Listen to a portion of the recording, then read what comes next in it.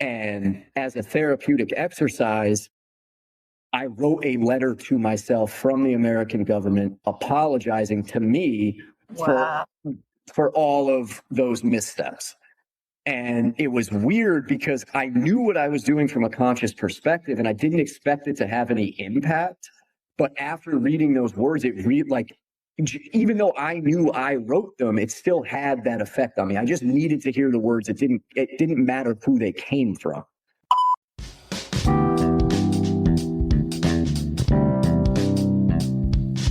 Welcome to the Soul Not Skin podcast, a virtual living room, a safe, welcoming place to land where you can pull up a chair and share stories straight from the heart.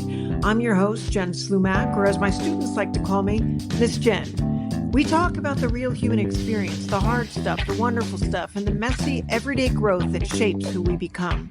Real stories, real people, real insight, becoming who we are. Settle in, and let's dive into today's episode. I am here with the gentleman, Benjamin Lee. And Benjamin wrote a book. It's a book that I'd like to talk about today, not just for its contents, but I'm curious as to its origin and the motivation behind it, what inspired it. And I think that when you hear a little bit about it, you will be too. So I'd like to invite you, Benjamin, first, if you would, introduce yourself to the audience. And could you tell us what the book is and what inspired it? Sure. I am Benjamin John Lee. These days, I don't know, I'm a little bit of everything. I like to write. I'm a professional life coach. I'm a retired military bomb squad technician. I used to be in the trades. I was a carpenter and electrician for a while. So I guess you could call me a jack of all trades. But the book that I wrote is called Sincerely America, and it is a collection of letters written through the voice of America, taking accountability for all of our nation's missteps throughout the decades, and then just apologizing to the groups of people who still carry the pain of those decisions being made. And I have to tell you, I've read 3/4 of it, what you sent to me, and I intend to read the rest of it. But what's really powerful about what you've done here, in my opinion, is sure, you're speaking to distinct groups of individuals, healthcare workers, teachers, educators, victims of the welfare state, folks who, in addiction, the LGBT community, women, men. You've spoken to all of these distinct groups of people. What's so profound to me is that is exactly, you've completely pinpointed the turbulence among us. Because everyone is carrying their own stuff, and none of us can see each other's because we live in a state of, yeah, but what about me? And I get it. It's human nature. But to read these one by one and truly identify characteristics of each of us, or many of us, it begins to do what I'm trying to do with Soul Not Skin. It begins to try to help us see ourselves in each other's stories and start to bring humanity to the ideas that we dismiss, right? What motivated you to write this book? Quite a few things, really. I was just having a conversation with one of my coworkers as we were eating lunch, and she didn't know that I had published a book, and we were talking about it. And she brought up that an issue in our society is that people don't care. And I challenged that a little bit because I genuinely don't think that most people are operating from a place of malice. I think it's just a place of, as you said, of everybody is walking around with this massive wound and everybody thinks that nobody cares about them. That's right. And when our nervous systems are in that state of fight or flight, like we're not thinking about integrating ourselves to a collective. We're thinking very individualistically. And my later intention with this book was exactly what you said, which was I really hope that when somebody reads these letters and they find one that resonates with them, that they feel seen. And then after feeling seen, when they go through and read letters that don't have to do with them, maybe they can apply that same level of empathy towards the other groups. And the book itself came about because, as I said, I'm a retired military guy, and I did a few tours in Iraq and Afghanistan. And after the botched Afghanistan withdrawal, I had a lot of feelings that were coming up. I wasn't quite sure what they were at the time. In hindsight, I came to realize that was the moment in which the illusion broke for me, because I genuinely did really believe in what I was doing. And I still do. Like, I'm still proud of what I did. But that facade that was there for so many years about the people in charge caring, and I just saw, in that moment, I saw humanity for what it was. And as a therapeutic exercise, I wrote a letter to myself from the American government apologizing to me for all of those missteps. And it was weird because I knew what I was doing from a conscious perspective, and I didn't expect it to have any impact. But after reading those words, even though I knew I wrote them, it still had that effect on me. I just needed to hear the words. It didn't matter who they came from. Yes, sir. And then afterwards, I got just this overwhelming calling to be like, hey, if you did this for yourself, what's stopping you from doing this for other groups of people? And at that time, I was going back to school, and I was in a post-Civil War Reconstruction American history class. And it was just like every day that we were in class was just this new group of people and new bad policy and all these things that were going on. And I was like, I'm just going to start creating a list of people who have a bone to pick with the government past and present, and just start and my book isn't political at all. It doesn't have anything about policy. It doesn't have anything about left or right, it's just, I want to acknowledge the pain that people are feeling because of the situation that they are in, and just telling them, hey, like, I see you, and I'm sorry that you're dealing with what you're dealing with. Benjamin, that we are kindred spirits, brother. I swear to you. You said so many important things there. If I can remember them, I looked for a pen. I wanted to make notes, and I didn't grab one. And I didn't want to go off screen because I didn't want to look like I wasn't listening. So I might do that in a minute. But let me see if I can't attack some of the things that you said. The first you said, again, you articulated something beautifully, and I'm going to botch it. So please correct me. You said something about when you were in Afghanistan and there was that effort to get out that was kind of messed up. The crack, the facade, right? What did you say? It was broken.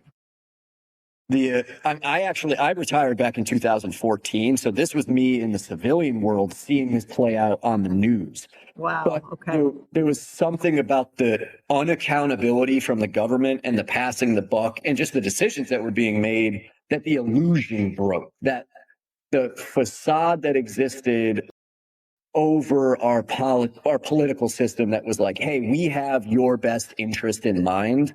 I think that was the moment for me that shattered. And then I felt betrayed because I joined when I was 17. I sacrificed everything. My innocence, my naivety, that curious child in me, I had to kill him in order to do the job that I had to do. And I felt very betrayed when all of that happened. We'll be right back. Hey, quick pause. I want to tell you about my workbook, Heal What Raised You. If anxiety, people-pleasing, or overthinking feel like self-sabotage, they're not. They're survival patterns. This workbook helps you finally see them so that they can stop running your life. No jargon, no blame, no toxic positivity. And right now, get 60% off. 60% off. Links in the show notes. Let's get back to the show.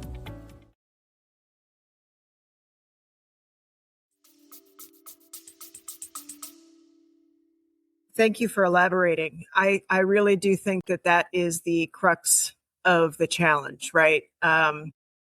When the facade is broken. Now, let me just be clear. I love our country. I love our country. I don't want to be anywhere else. It is an imperfect nation, but it is incredible in terms of opportunity and vision. And I love my country.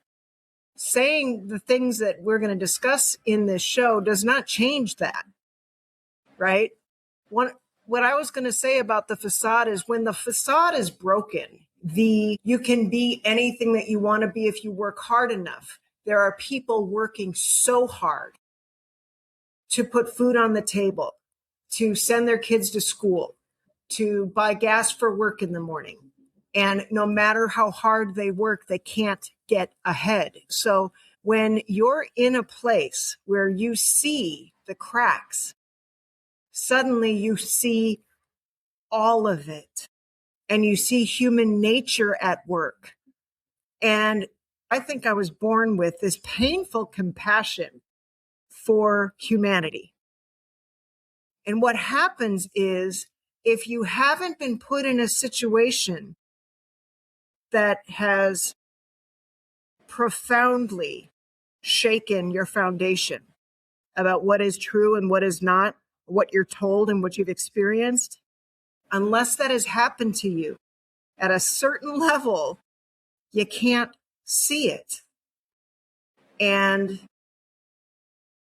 this is what pains me, because those of us who do are dismissed as overly emotional.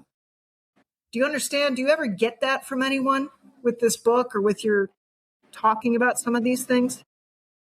Yeah. I mean, first, let me say that I echo your sentiment about this not being about me disliking my nation. In fact, our nation is the grand experiment for a reason, and we're just sorting things out. In fact, I am Absolutely. I am so optimistic that we are going to figure it out, and that's what keeps me moving forward. There's a great quote by James Baldwin, who said, "I love America more than any other country in the world, and for this exact reason, I insist on the right to criticize her perpetually." I criticize because I care. Absolutely. Yes, sir. But yes, in fact, when we spoke through email and you said that I need to get the book out on social media, I had actually at one point, right after I had published it, started creating a YouTube series where I would individually read each of the letters through my own voice. And it had more of an impact that way because I have a good radio voice. So reading those letters, thank you. Yeah. But all of the comments, and this was a reason that I sort of abandoned it, all of the comments that I got were the exact comments you're talking about.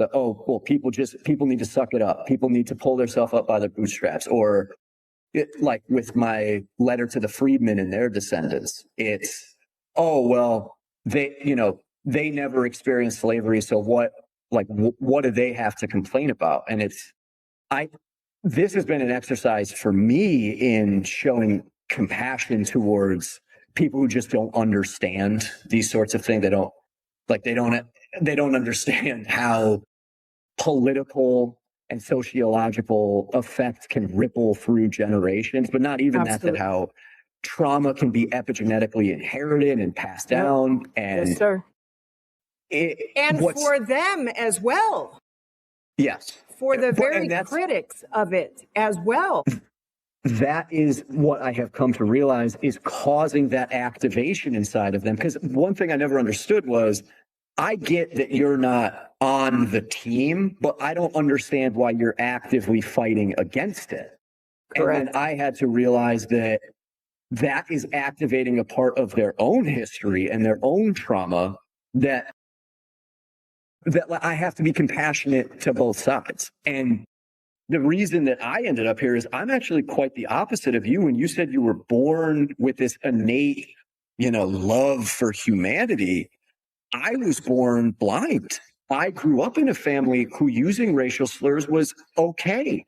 I was the person who thought that gay marriage was wrong and that people were going to go to hell. I was the person who said, like, oh, well, they didn't experience slavery, so what does it matter? And it's like, having been that person, and like you said that typically it takes a catalyzing event to change somebody's perspective. Mine was war. When you're in the middle of a firefight and you look to your left and you look to your right, and there is people from all different walks of life, but you're on the same team and you're in this shit together, there's something right. It shatters that separation that you feel between things. And so like, I'm infinitely grateful for those, because throughout the course of my adult life, like I've just constantly challenged all of these preconceived beliefs that I had about me, about everybody else around me. And so like this, at one point, I actually had the aspiration to get into politics. And this book in part was actually a research project for me, because I was like, Wow. if I'm going to represent the then I need to understand the emotional world of all of my Good for you. constituents. But I've come to realize that I don't think I'm cut out for that world. But like, it was a really good educational experience. But like, I just think it's funny how two people can end up in the same place coming from completely opposite ends of the spectrum. Well, I think that's how the universe works. And I say the universe respect whatever everybody believes, because I also think that we find our own way to faith, whatever that looks like. But that's how it works, I think, is if we are open to learning, if we're open to discomfort, if we're open to looking at what triggers us. Some of us are forced to. I was forced to through alcoholism. Like I was brought to my knees. There's things that each of us carries. And if we face them in order to save our lives, or in order to reconcile that cognitive dissonance that lives within us, if we're willing to face the discomfort and do some research and question my preconceived understandings and get in relationship with the things that I feel like I understand. It changes when you know somebody. It changes when you know somebody, because we're relational creatures. The important piece here is that we're capable of growing. We're capable of seeing each other and things differently. One of my favorite quotes is by Mother Teresa. She said, if there is no peace, it's because we've forgotten that we belong to each other. And I just love that. Would you mind if I read one of your letters, maybe one that we could more universally, all of us appreciate? I'll leave the more triggering ones for folks to get your book and read in the privacy of their own space, so that they can self-reflect. I would like to read the one to healthcare workers. That's a good one. Yeah, it is. All right. So again, this is Benjamin John Lee. Okay. And he's written a book called Sincerely America. And he's written to multiple groups of people. This one is to healthcare workers. It says, from the earliest days of this nation, I have relied upon you to be the steady hands in moments of crisis. You were the midwives who brought new life into the world, the battlefield medics who bound wounds in fields while still wet with blood, and the community doctors and nurses who tended to the sick when medicine was scarce and danger close. Through war and plague, poverty and prosperity, you stood as the quiet backbone of survival. And yet, for all that I asked of you, I built a system that failed to honor your history. I allowed healing to become commodified, turning care into a privilege rather than a right. I placed upon you the burden of fighting not only illness, but the weight of insurance forms, billing codes, and endless regulations. I praised you in times of visible crisis and left you depleted when the spotlight faded. I permitted a culture where you were celebrated as heroes while simultaneously being driven into exhaustion, your compassion drained by impossible hours, and your livelihoods dictated by profit instead of humanity. I can imagine the ways this must weigh upon your spirit. To devote years of training only to be measured in quotas and metrics is to feel unseen. To run from bed to bed without rest and see lives slip away despite your best efforts is to carry a grief too heavy for one person. To work through nights of chaos with no thanks at all is to feel invisible in the very labor that sustains a nation. For those who carried us through the pandemic, who walked into overflowing wards and faced death daily, the trauma remains carved into your very being. How isolating it must feel to hold both the reverence of hero and the reality of being left unsupported, burned out, and unheard. You have every right to feel exhausted, to feel betrayed, to feel that I asked too much and gave too little. You have every right to question why a country that depends so deeply upon you allows you to suffer in silence. And I acknowledge that betrayal. I see the toll it has taken, not only on your health, but on your families, your hope, and your sense of worth. This letter is not meant to place more weight upon your shoulders, but to lift some of it away. It is a recognition of the truth you already know, that your labor has carried me through my darkest hours, and that I must do more to honor that. It is a vow to build a system that matches the nobility of your work so that your calling to heal others will not wound you in return. For your steadfast service, your compassion, and the unrelenting care you have given me and my people, I owe you more than words. I owe you a system that reflects the dignity of your labor and the sanctity of your calling. With the deepest respect for your sacrifice and the sincerest hope that I may learn to care for you as you have always cared for me. Sincerely, America.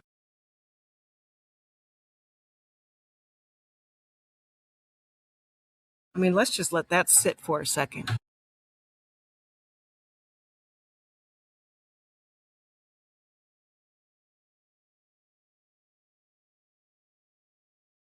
This is profound work that you have done in facing yourself, facing your upbringing, facing your own pain, doing the research, and then saying it out loud. I celebrate you. I celebrate you, Benjamin. Truly. My mother just passed away in February, and I spent gratefully on and off the last 2 years going and visiting and being with her through chemo and radiation. But primarily I was able to be with her for the last month and a half of her life, with my stepfather and family coming to visit and to help. But here's the story I want to tell based on your letter. My mom had one woman who she adored that cared for her. She had everyone that she was grateful to, but one CNA that really had her feeling safe, that really made her feel seen, cared for, loved, not judged. As she got thinner, as she lost her hair, all of the things that had made her feel beautiful as a woman, this person came and honored her and gave her dignity and cared for her with respect. And as I got to know that individual, I took her out to dinner to thank her, and we got to talking. And the trauma. She got into the work because her mother died, and no one was there to help her. She couldn't afford help. So she learned as a daughter to be her mother's caretaker with no support. And her mother died, eventually, as we all do. But she got into the work for that reason. And she said she can't count over the 7 years, I think, the amount of family members that nobody comes to visit that are in these, what do you call that, nursing homes? The amount of people that she had to be family to and CNA to and therapist to and mother to And she's exhausted emotionally, spiritually. And she keeps showing up because she loves. I'll just put a hard stop there. Because she loves. I don't know what we would do without our healthcare workers. They are not driven. She is not making enough money to be enduring what she was doing. But my mom loved her, and she needs that love. And my mom needed her love, and they didn't look anything like each other. What do you think about this letter that you wrote? Who do you see it falling to and landing on them the way that your letter to yourself landed on you? I think anybody who puts a stethoscope around their neck, who puts on a pair of scrubs, who just not even nurses or doctors or CNAs or PAs or NPs, just anybody who cares for somebody else. And when I go into some of these letters, I have a very analytical brain, and I can't help but look at things from a policy perspective. And the empathetic side is great. And telling people that you appreciate them is great. And I'm not saying that's not important, but these people do what they do willingly and will continue to do so willingly. The part that really riles me up is that we still continuously have these same debates about the way that our system is, with everybody knowing and seeing how broken it is. And we can't get out of our own way to provide a level of care, a standard level of care to people in this nation. That there's people rotting away in nursing homes who are for-profit organizations who give pennies to the people that they're caring for and then just soak up all the money for corporate profits. Yes, and the level of collective cognitive dissonance, or maybe even just purposeful blindness that goes on. And then the fact that people still latch on to these petty arguments about, oh, well, somehow like paying for insurance is somehow the American thing to do. And it's like, can we please get out of our own freaking way for a moment and understand that all of this rhetoric that has existed for the past few decades is doing nothing but serving corporate profits and propping up a two-party political system that is on the verge of collapse. And that if we could just find the humanity between one another, that maybe we could start making some better, more informed decisions. Yes, so sir.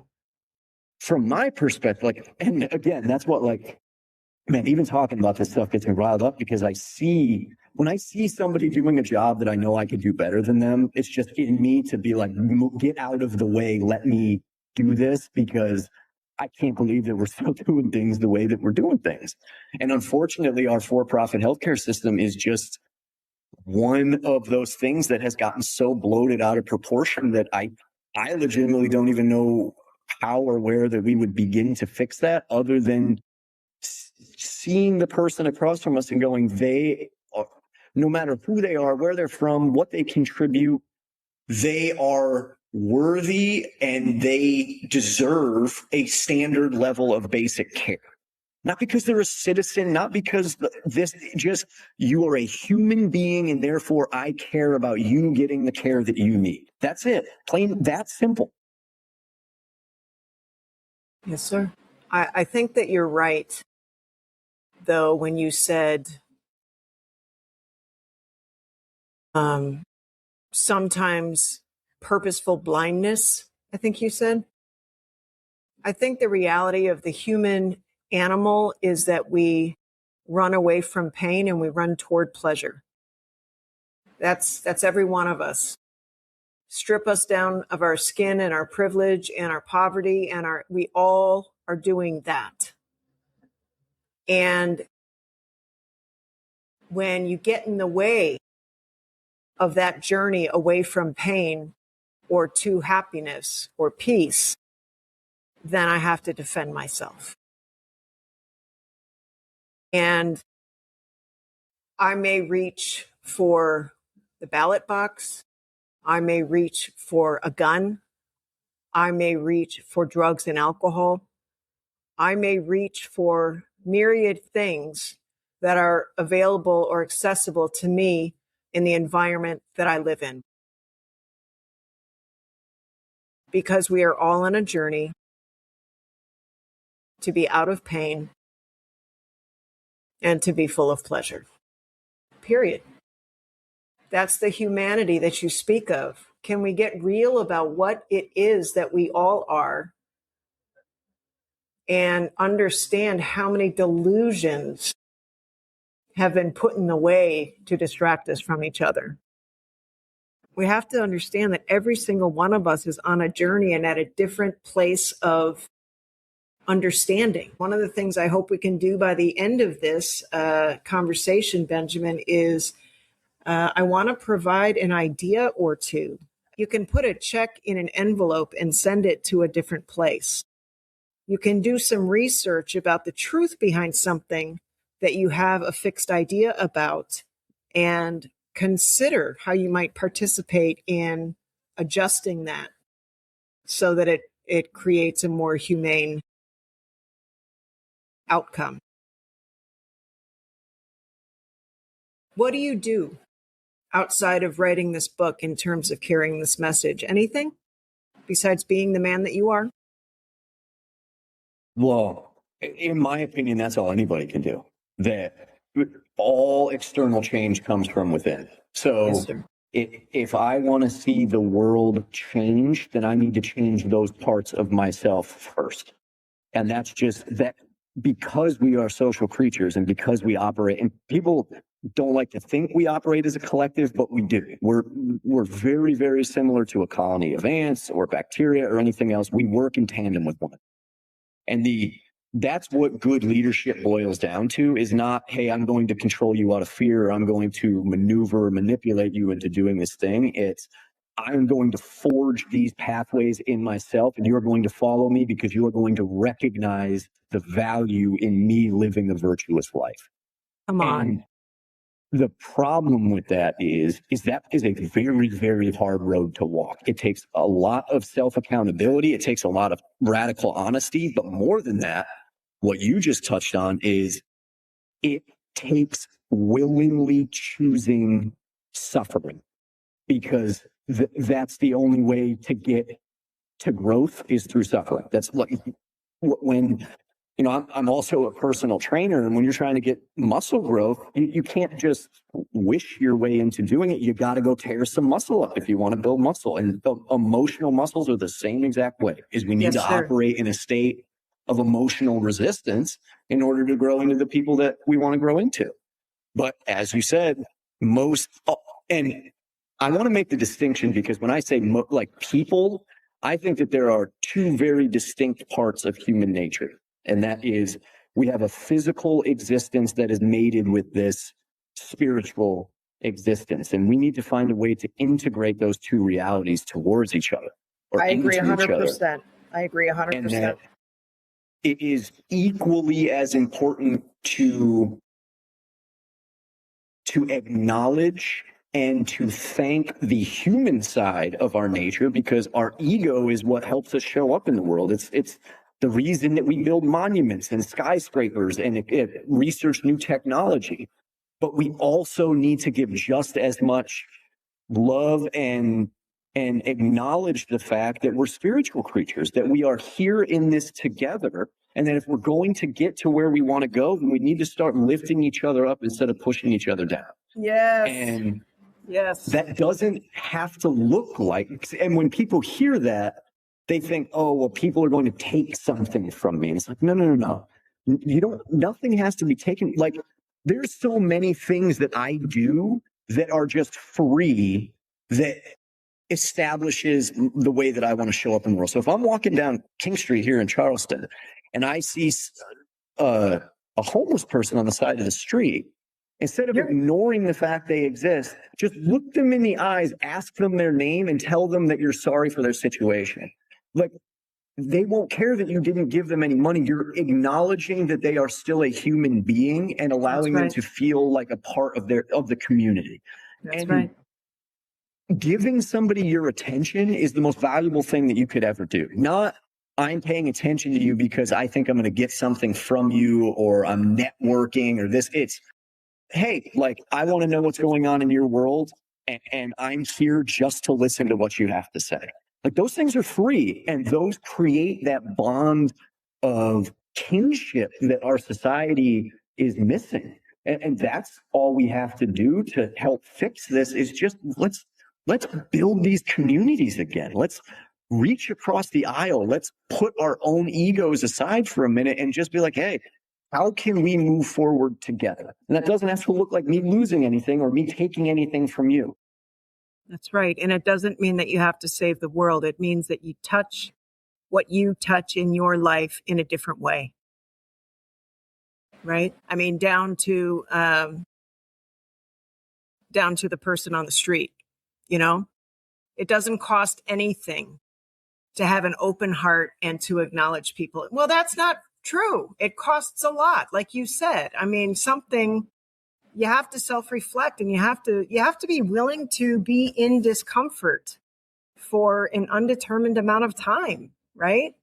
It's that cognitive dissonance, because Yes, when sir. you stop and acknowledge what's going on in front of you, you have to take accountability for your role in propagating the way that things are. And that's a step that most people aren't willing to take. But it's Absolutely. what I tell people is taking accountability for things is one of the most like fulfilling things that you can ever do, when you put that shame away and that guilt away, and you're just like, hey, here's how things are, and I'm going to be honest about the way things are. That way I can move forward in a more mindful direction. It's one of the most liberating feelings in the world. I'd like to ask a quick question of you, and that is, what was your original intention behind creating the Souls Not Skin? Like, what led, although I guess if your audience is overly aware of that story, then we can talk about that offline. But I would love to know, just because I love the concept of it, the soul not skin. So just where does that come from? Well, I have to tell you, the real story is a bit disappointing. But what it's become is what I really like. I think that it had to be a silly story to bring it to life. And I'm so grateful that it did, because it encompasses so much, and probably what you are appreciating about it, right? That we see the soul and not the skin, so to speak. If you want to know where it came from, I will tell you. And like I said, it's a little disappointing, but I was at my house in Chicago.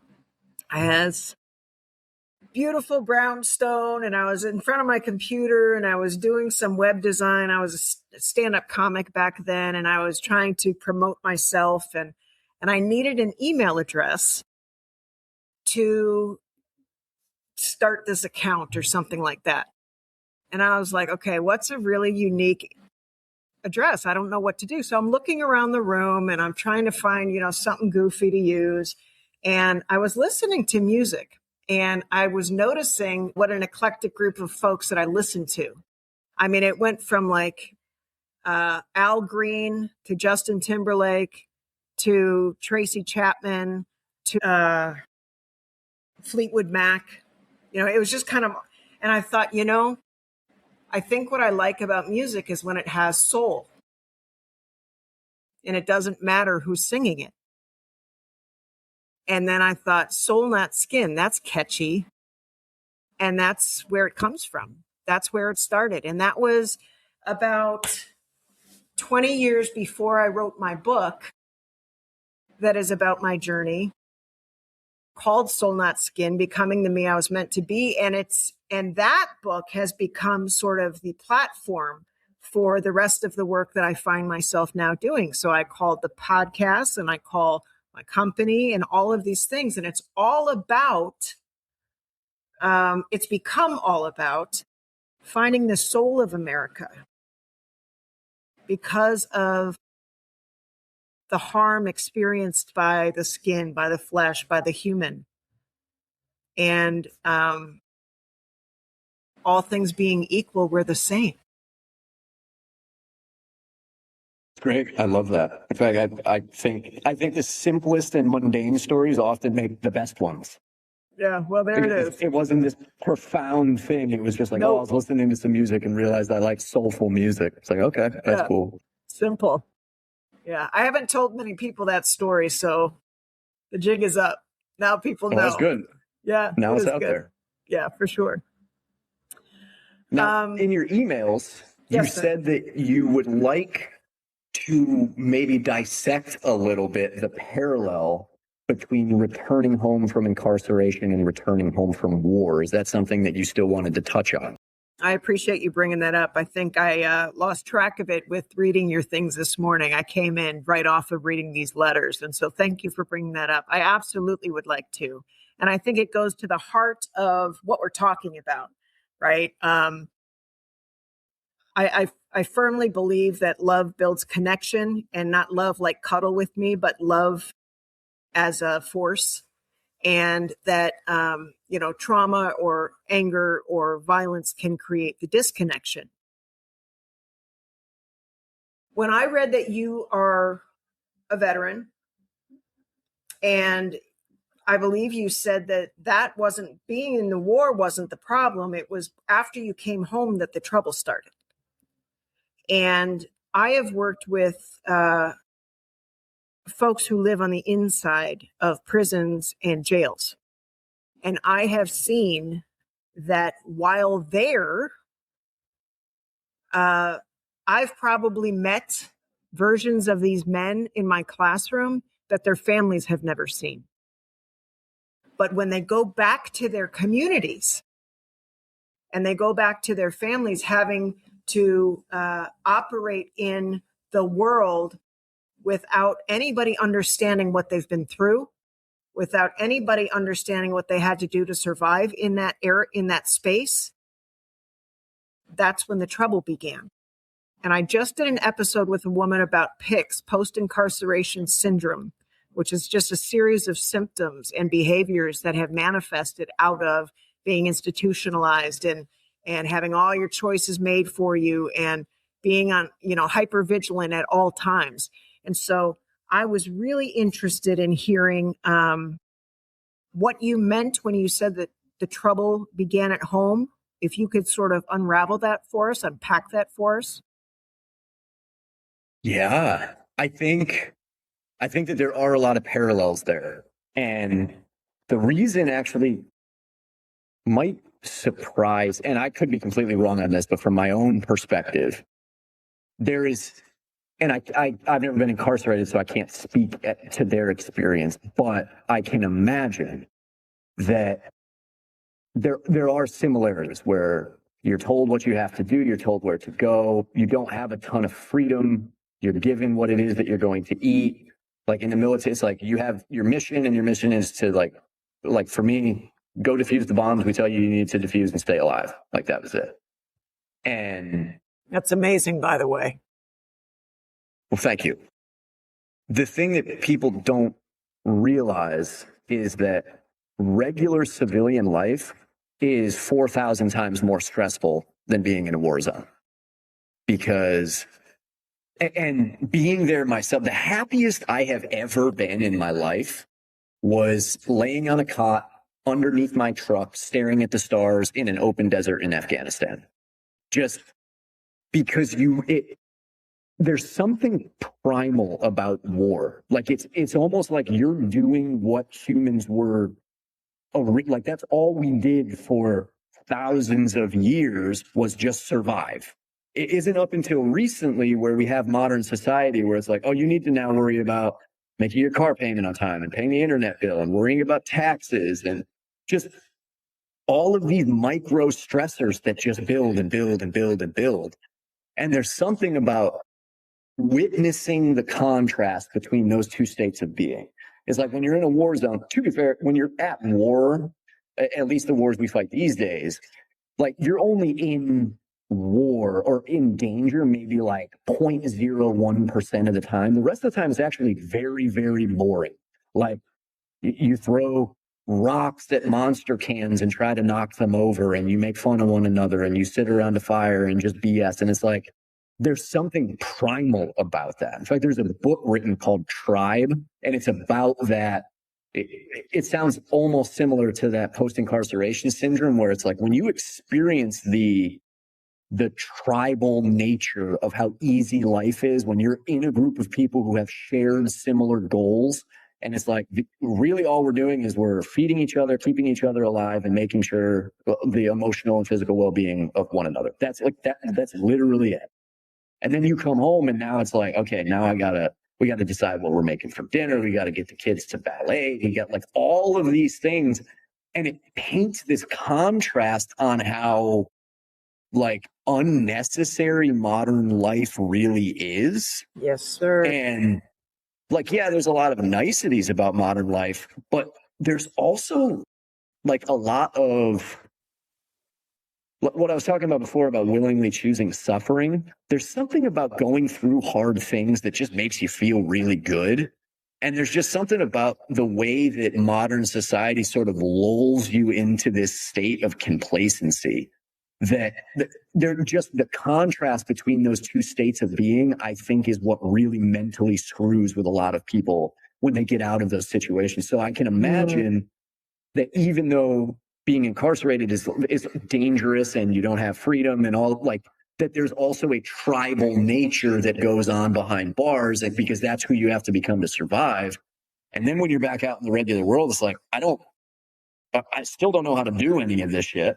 I apologize for swearing. That's all right. It's true. And also, there's something here that feels very incongruent to me, but I can't put my finger on it, so that it just ends up being this weird nervous system state of like, I know something's wrong, but I don't know what's wrong. And then obviously, because we try to escape discomfort, as you said, we reach for whatever's available to us: booze, drugs, sex, social media, like whatever it is we use to numb ourselves. When we find ourselves in those states, like and that's where most of our addiction comes from, is through simple disconnection. Yes, sir. Yeah. Well, again, you said so many things, and I just really appreciate that. I think there is something very, when you speak about tribal, I think that's what we're talking about, right? Like getting through the delusion that we're all so different. You know what I mean? And settling into community that has a similar purpose. I mean, that's what gangs are. People who desire community and belonging find it where they are, whether it be in war, whether it be on the street, whether it be in jail, whether it be at church, whether it be, we have a natural tendency to want to belong and to connect. And absolutely, I have to agree with you. I love my stuff. I do. I love my stuff. I love that I have a computer here that I can talk to you on, that we can put this story out in the world, that I can, change into a clean shirt if, I love that. And I don't want to give it up, and I don't have to. But I will tell you that God forbid I lost it all. I have been forced to do enough work to stay alive from alcoholism. I've been forced to do enough that if I lost everything that I have, Benjamin, I would be okay. And that's the sitting around the fire.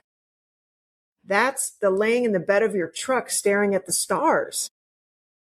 My brothers and I were talking about some things the other day, and one brother said, I'm worried that one day we're going to have water wars instead of oil wars, and AI and what it's becoming. And you can't tell what's real and what's not real anymore. And I said, but what about the human condition? We have plenty of water right now and we don't share it.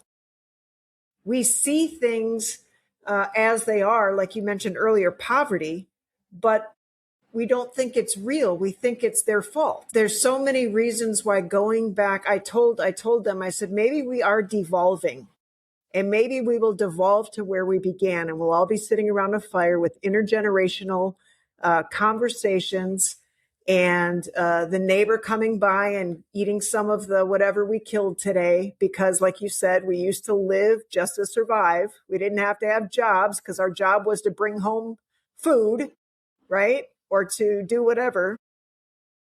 Maybe we devolve into that, but the difference is now we know what we have.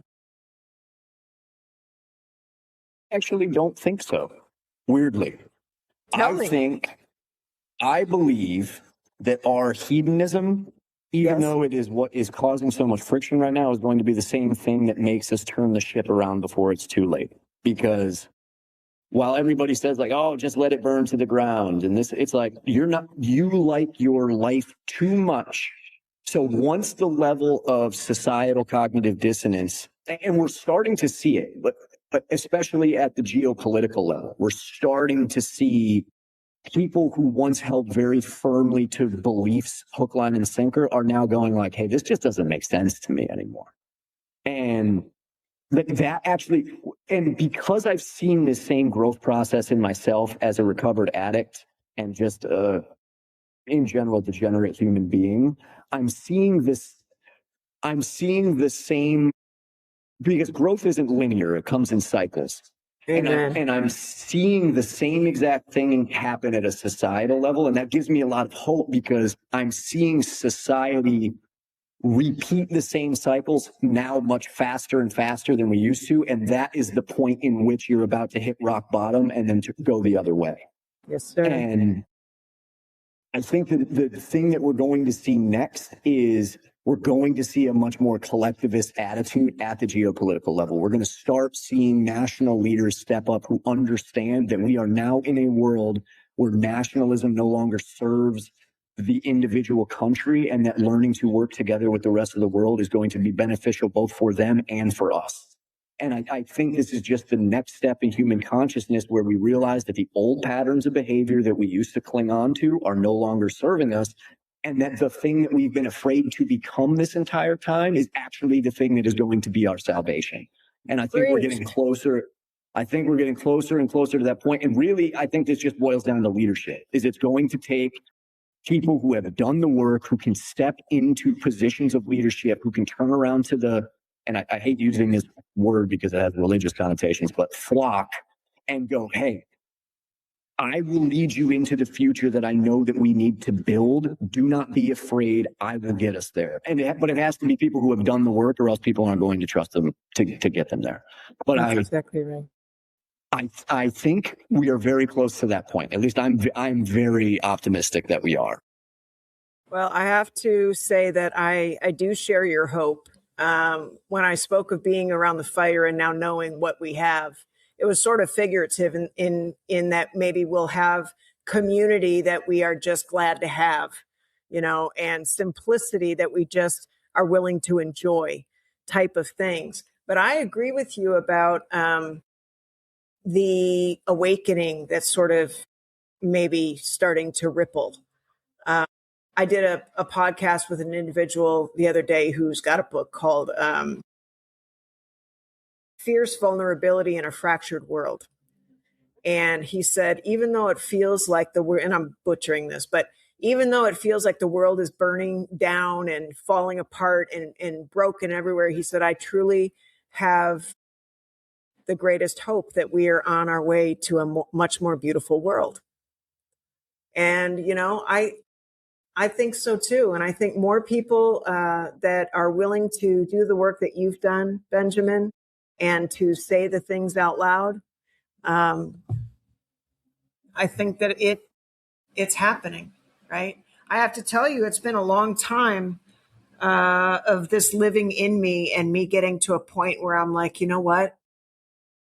I don't care what people think of what I have to say. I'm going to say what I see and trust what the universe does with it. Because for so long, I feared saying what I see. I feared the judgment or the ridicule or, frankly, the danger that might come to me for having said it as a woman or as a gay woman, But I'm done with that, because what you said in these letters we need to speak this stuff into the world, right? Yep. I truly honor that. What else you got for me? I feel like this conversation could go all day.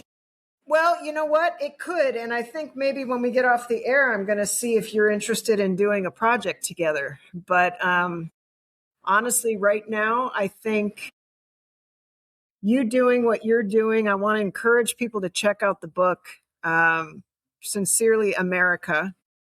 Where can folks get that? If you go to my website, well, you can get it right on Amazon if you search for Sincerely America, Benjamin John Lee, or there's a direct link on my website, benjaminjohnlee.com. That's where they can find my book. If anybody's interested in working, because I do professional life transformation coaching and shadow work coaching. If you're interested in that, go to theinitiationsource.com. That's my company. I also work here as the head life coach at the College of Charleston's Life Design Program. And if you just want to reach out and chat, hit me up on Instagram at benjamin.john.lee. But those are all places you can find me. Yeah, and if you would send me those so that I can make sure those are all in the show note. So I want to celebrate. I feel like I found somebody that gets me. You know, what I'm doing is trying to bring stories to the surface that are often not told and exposing people to the people and the stories they often won't meet themselves. And I'm also doing work to educate people about what trauma is and what I've got to heal what raised you. We all have to do our own work if this is ever going to work. We all have to do our own stuff, right? And unfortunately, as you said earlier, and as we know firsthand, particularly having problem with substances, sometimes you have to absolutely reach the end of yourself before you're willing to change, because it doesn't feel like you're the problem. It doesn't feel like you have anything that you've done that you're doing that needs to change, right? What would you say is one or two things besides working on ourselves, besides working on ourselves, could folks who have money to give or time to volunteer or causes to support, what kinds of things would you say somebody might look into doing to begin healing this nation? Honestly, my answer to that is always do whatever speaks to you. Like when it comes to rebuilding the fractures in our society, there's no priority system or tier system. Each of our realities is very specific to us. So if you find one issue that's more important than another issue, then go support that issue. That's the great part about the society that we live in is we are all individuals, but at the same time, we're a collective. And by taking care of the collective, we can take care of ourselves. And by taking care of ourselves, we can take care of the collective. That's how this works. So 101. There doesn't have to be a right thing. Like if you don't want to volunteer and you have extra money, then find people who are doing things in areas that are important to you and help support them. And it doesn't even have to be money. If somebody is spreading a message that resonates with you, help signal boost it. Like use your social media to be like, hey, I really like what this person has to say. Support the stuff that they're doing, get their message out there. Like it doesn't have to be a financial reciprocation. And then, as I said, it doesn't even have to look like straight volunteering. Just go for a walk in the park one day. And if you see somebody sitting on a bench by themselves, sit down next to them, ask them what's on their mind. Just strike a conversation with somebody. It can be that eady. You don't have to leave your job. You don't have to make up a picket sign and go stand on the corner. You don't have to,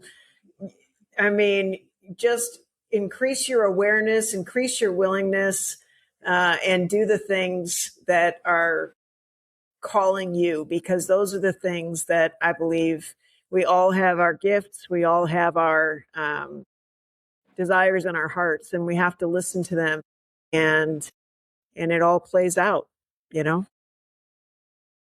Benjamin, thank you so much for your time, man. This has been one of my favorite conversations in a long time.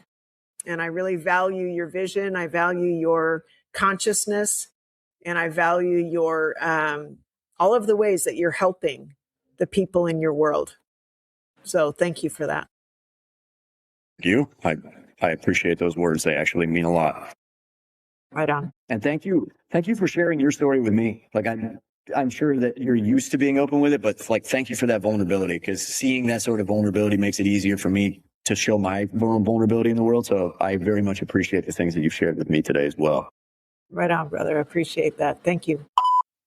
If this conversation sparked something for you, or if you want to dive deeper, head over to soulnotskin.com and take a look around. Grab a copy of the book, Soul Not Skin, free resources, or get on the wait list for our next workshop. I hope you'll pull up a chair next time to hang out with us again. We're figuring out this world and ourselves at the same exact time, growing as we listen to the stories of others. Let's keep getting to know each other. After all, we are in this together. See you next time.